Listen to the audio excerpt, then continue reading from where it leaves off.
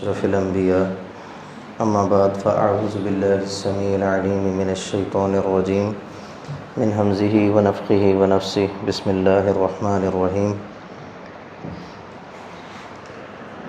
ہجرت مدینہ تک ہم تذکرہ کر چکے تھے نبی کریم صلی اللہ علیہ وسلم اور سیدنا صدیق اکبر رضی اللہ تعالیٰ عنہ کے ساتھ کا۔ چنانچہ آپ دونوں حضرات جب مدینہ پہنچے تو تقریباً 500 انصار نے ایک حلقے کی صورت میں پورے ہتھیار کے ساتھ آپ کا استقبال کیا، آپ کو ریسیو کیا اور مدینہ لے کر گئے۔ پھر وہاں آپ کے سامنے حبشی لوگوں نے جو حبش سے تھے انہوں نے جنگی ہتھیاروں کا ایک کھیل پیش کیا استقبالیہ کے طور پہ۔ اب اس سے ایک تو یہ مسئلہ اخذ ہوا کہ کسی مہمان کے استقبال کے لیے اگر وہ سرکاری یا ریاستی سطح پر ہو تو علاقائی کھیل جو اسلام سے تصادم نہیں رکھتے اور ان کے اندر کوئی ایسی غیر شرعی بات نہیں ہے، وہ کھیل دکھانا یا وہ اس کے سامنے پیش کرنا یہ جائز ہے۔ تو آپ کے سامنے حبشی لوگوں نے وہ جہادی کام پیش کیا، جہادی چیزیں آپ کے سامنے پریزنٹ کیں اور آپ صلی اللہ علیہ وسلم نے اس پر کوئی اعتراض نہیں کیا۔ چنانچہ مدینہ پہنچ گئے، یہاں پر آ کے صحابی کہتے ہیں کہ ہم نے دیکھا کہ نبی کریم صلی اللہ علیہ وسلم کے اصحاب میں سے سب سے زیادہ عمر رسیدہ، اور ایک روایت میں آتا ہے کہ جن کے بال سب سے زیادہ سفید تھے وہ سیدنا صدیق اکبر رضی اللہ تعالیٰ عنہ تھے۔ چنانچہ صحیح بخاری کی 2 روایات ہیں جن کا مفہوم یہ ہے کہ آپ نے مہندی اور وسمہ کا خضاب ملا کے لگایا ہوا تھا، اور ایک روایت میں آتا ہے کہ آپ نے اس کو اس طرح ملایا ہوا تھا کہ آپ کے بالوں کا رنگ اس کی وجہ سے سرخ تھا، اس قدر سرخ، اس قدر گہرا کہ وہ سیاہی مائل سرخ تھا کہ اگر شاید اس پہ غور نہ کریں تو آپ کو سیاہ ہی معلوم ہوگا، لیکن چونکہ دیگر روایات کے اندر بالکل سیاہ خضاب کی ممانعت ہے، تو ان سب چیزوں کو اگر ملایا جائے تو 3 چیزیں سامنے آتی ہیں۔ ایک چیز تو یہ ہے کہ سفید بالوں کی جو ترجیح ہے کہ اللہ سفید بالوں کی حیا کرتا ہے، تو علماء کا ایک موقف ہے کہ جو اپنے بالوں کو سفید رہنے دے اس کو بہرحال دعا کے اندر اور اللہ کے ہاں زیادہ ترجیح ہے، اللہ تعالیٰ بزرگوں کی زیادہ عزت فرماتے ہیں۔ دوسری بات یہ ہے کہ اگر کوئی شخص بالوں کو خضاب لگاتا ہے بالکل سیاہ نہ لگائے، کسی اور رنگ کا خضاب لگانا جائز ہے۔ سیدنا صدیق اکبر رضی اللہ تعالیٰ عنہ والی یہ روایت صحیح بخاری میں ہے، اور 2 روایات ہیں کہ مہندی اور وسمہ کو ملا کر لگایا کرتے تھے۔ اور تیسرا یہ ہے کہ یہ خضاب لگانا اس کی ترجیح تو جنگ اور جنگی حالات میں ہے، دشمن پہ روب ڈالنے کے لیے۔ عام حالات میں یہ جائز ہے، بالکل مناسب ہے، کوئی لگانا چاہے بالکل لگا سکتا ہے۔ بہرحال ترجیحی عمل آپ کے سامنے موجود ہیں، جو جس کو جیسے اختیار کرنا چاہے، تینوں اختیارات موجود ہیں۔ چنانچہ کہتے ہیں کہ مدینہ آئے، اور مدینہ کے اندر آنے سے جیسے ہر ایک کو بخار ہوتا تھا، کہتے ہیں اماں جی عائشہ صدیقہ رضی اللہ عنہ کو بھی بخار ہو گیا، سیدنا صدیق اکبر رضی اللہ تعالیٰ عنہ کو بھی بخار ہو گیا۔ صحابی کہتے ہیں میں نے دیکھا، غالباً براء بن عازب کہتے ہیں کہ سیدنا صدیق اکبر رضی اللہ تعالیٰ عنہ گھر آئے اور آپ نے آ کے سیدہ عائشہ رضی اللہ عنہ کے گال پر بوسہ دیا اور ان سے ان کی تیمارداری کی کہ تمہارا بخار کیسا ہے۔ پھر ایک روایت میں آتا ہے کہ بلال رضی اللہ تعالیٰ عنہ کو بھی بخار ہو گیا اور سیدنا صدیق اکبر رضی اللہ تعالیٰ عنہ کو بھی بخار ہو گیا، اور پھر سیدہ عائشہ نے آ کے اپنے والد کی تیمارداری کی۔ اب یہ 2 چیزیں ہمیں کیا سکھاتی ہیں کہ اپنے گھر والوں کے لیے بھی انسان کو بہتر ہونا چاہیے، اور وہ جو ایک جھجک شاید آ جاتی ہے علاقائی طور پہ یا کسی اور وجہ سے یا خاندانی حمیت کی وجہ سے کہ باپ بیٹے کی تیمارداری کرنے نہیں آ سکتا، ماں بیٹی کی تیمارداری کرنے نہیں آ سکتی، یا اولاد والد کی یا والدہ کی تیمارداری ایک ہی گھر میں رہتے ہوئے نہیں کر سکتے، اس کا مطلب ہے کہ یہ روایت اس چیز کو توڑتی ہے۔ آپ ایک گھر میں رہتے ہوئے روزانہ سلام دعا کرتے ہوئے، اس کو انگریزی میں لفظ کہتے ہیں فارمل ہونا، فارملی بیمار ہونے پہ ایک دوسرے کی تیمارداری کر سکتے ہیں باقاعدہ، اور کرنی چاہیے، اس سے محبت بڑھتی۔ چنانچہ کہتے ہیں دونوں نے ایک دوسرے کی تیمارداری کی، اور پھر وہ ایک الگ روایت ہے کہ نبی صلی اللہ علیہ وسلم نے مدینہ کے بخار کے لیے دعا فرمائی اور وہ جوفہ منتقل ہو گیا، اور کچھ روایات کے مطابق وہ جوفہ بھی نہیں گیا، اللہ تعالیٰ نے اس کو دعا کی برکت سے ویسے ہی ختم فرما دیا۔ پھر ایک روایت آتی ہے کہ سیدنا صدیق اکبر رضی اللہ تعالیٰ عنہ وہ صحابی ہیں کہ جو ہر غزوہ کے اندر اور مہمات کے اندر نبی صلی اللہ علیہ وسلم کے ساتھ شریک رہے۔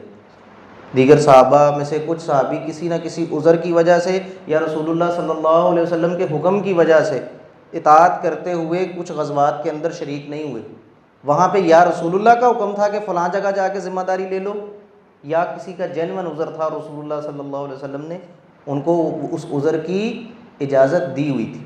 لیکن سیدنا صدیق اکبر رضی اللہ تعالیٰ عنہ کے بارے میں غالباً سلمہ بن اکبر رضی اللہ تعالیٰ عنہ کی روایت ہے، وہ کہتے ہیں کہ میں نے 7 غزوات اور 9 دوسری جنگی مہمات کے اندر شرکت کی، اور سب میں یا تو ابوبکر صدیق کو نبی صلی اللہ علیہ وسلم نے امیر بنایا تھا، یا اسامہ رضی اللہ تعالیٰ عنہ کو بنایا تھا۔ تو امیر بننے کے لیے شامل ہونا تو شرط ہے نا۔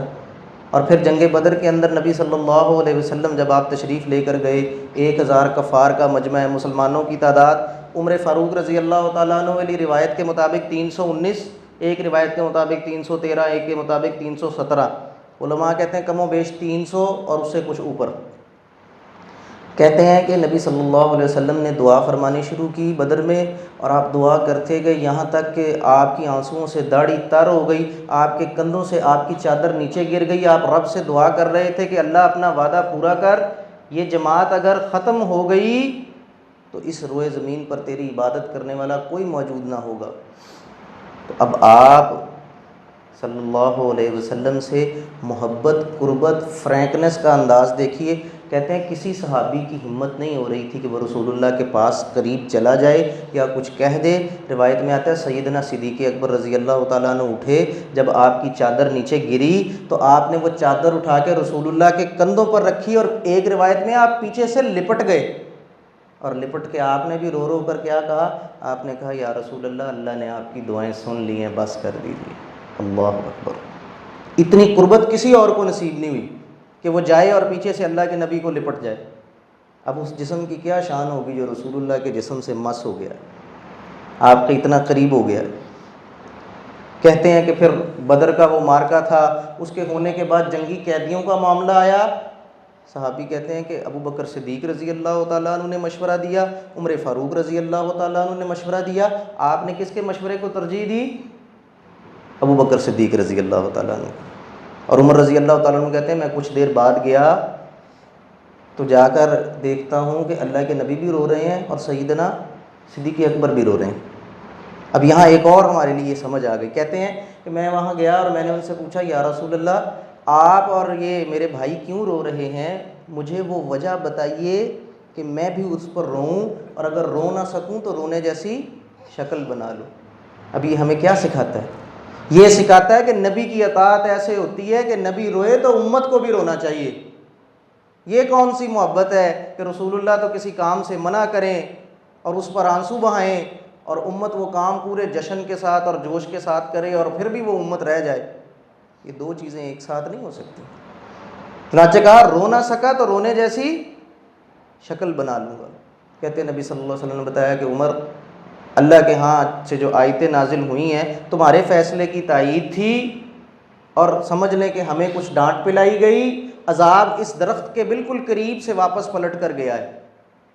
سیدنا صدیق اکبر نے کہا تھا فدیہ لے کے معاف کر دیں، ہمارے چاچے بابے ہیں، رشتہ دار ہیں، اقربا ہیں، ان قیدیوں کو کچھ نہ کہیے۔ اور عمر فاروق رضی اللہ تعالیٰ عنہ کہتے تھے عقیل کو علی کو دیں، میرے رشتہ دار کو مجھے پکڑائیں، ہم ان کی گردنیں اتاریں، نہ ہمارے دل میں یہ خیال رہے کہ ایمان سے آگے کوئی رشتہ داری ہے، اور نہ کفار کو اور ان لوگوں کو یہ شبہ رہے کہ مسلمان اسلام، ایمان، اللہ اور اپنے نبی سے بڑھ کر کبھی کسی کو سمجھتے ہیں۔ بہرحال نبی صلی اللہ علیہ وسلم نے نرمی والا معاملہ فرمایا۔ پھر کہتے ہیں جنگ احد کا معاملہ تھا، تو احد کے اندر نبی صلی اللہ علیہ وسلم نے منع کیا تھا کہ ٹیلا نہیں چھوڑنا، اس حالت میں کہ ہم فاتح ہو جائیں، یا اس حالت میں کہ ہمیں شکست ہو جائے، یا اس حالت میں کہ ہمیں کوئی نقصان پہنچ جائے۔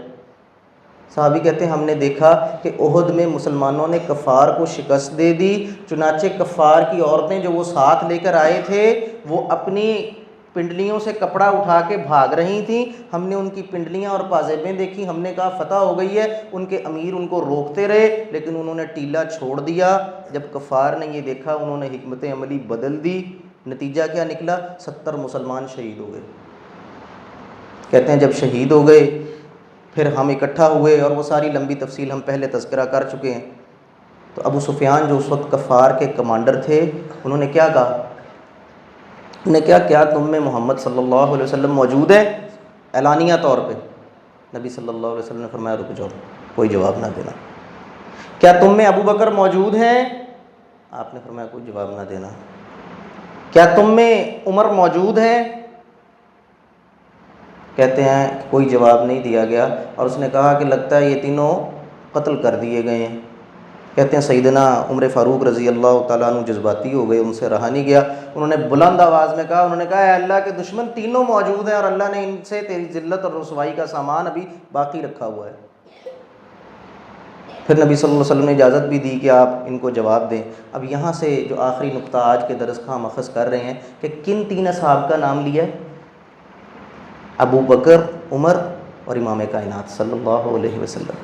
کفار بھی انہی کا نام لیتے ہیں، اور اسلام میں بھی وہ صحابیہ کہتے ہیں کہ میں نبی صلی اللہ علیہ وسلم سے بار بار سنتا تھا، میں ابو بکر اور عمر فلاں جگہ گئے، میں ابو بکر اور عمر فلاں سے آئے، میں ابو بکر اور عمر، میں ابو بکر اور عمر، اور مجھے یقین تھا کہ اللہ آپ کو اکٹھا فرما دے گا۔ اور آپ تینوں کی قبور کہاں ہیں؟